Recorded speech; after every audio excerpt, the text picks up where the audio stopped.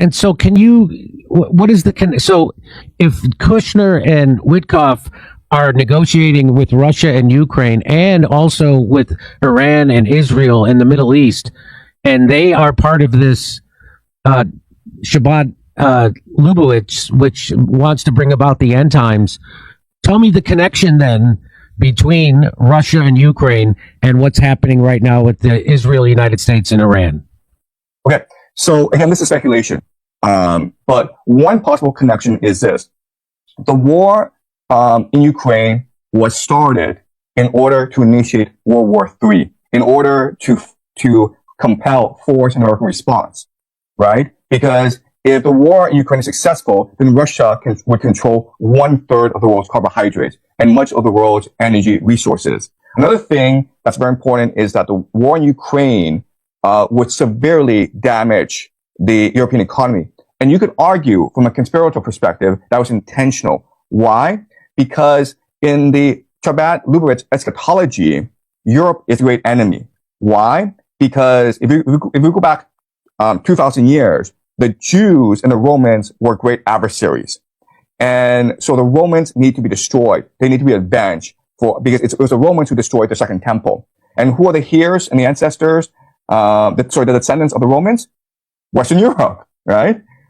So you see this massive influx of Islamic refugees into Western Europe. That's causing a lot of social disunity, a lot of social conflict. And you ask yourself, were they really that silly as to not know that all these millions and millions of Muslim immigrants would destroy their social fabric?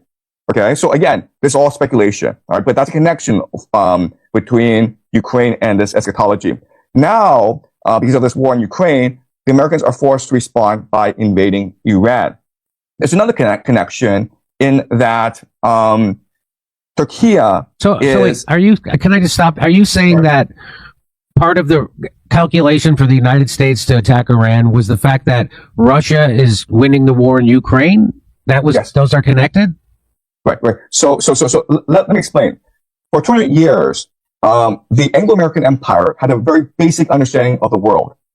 The Anglo-American Empire is low population. The rest of the world is high population. So how do you maintain your empire throughout the entire world? Well, you do so by controlling sea lanes for trade purposes. But what this means is that you can never allow a power to emerge in Eurasia that could unify the Eurasian continent and create a trade bloc that is continental and which can negate Anglo-American sea power. Okay, this is called the Mackinder thesis. And so people believe that's why America entered World War I and World War II, because the great fear is that Germany could unify Eurasia and create this continental trade bloc. And so Anglo-American Empire is heavily invested in creating as much disunity, chaos, and conflict as much as possible in Europe and in Asia. So if Russia is able to conquer Ukraine and Russia is able to control carbohydrates and energy and resources, then what Russia can do is then have a trade bloc agreement with Iran and China. And that would create this Eurasian heartland that would negate American sea power and basically cause the US dollar to collapse in value. And this $40 trillion debt that America has, which is blow up in the face of America, leading to widespread depression and unrest. So the argument is that America invaded Iran in order to make sure that this massive trade bloc between Russia, Iran, and China could not emerge. And that's a very rather, and that's why they had to go in and start this war. So, okay. That's still, so how does then Venezuela, so do you think Venezuela was, so how does Venezuela fit into this? Yeah, great question. Okay. So Trump is not actually interested in this eschatology. He himself has a different understanding of the world, which is America first. But America first doesn't mean you end empire. America first just means you change the nature and structure of the empire. So, America first means we don't want to involve ourselves in the Middle East anymore. Let's just stick to the Western Hemisphere, the Monroe Doctrine or the Donroe Doctrine, and have control over the resources of the Western Hemisphere. And then we no longer have to deal with the rest of the world. We no longer have to fight these sandbox wars.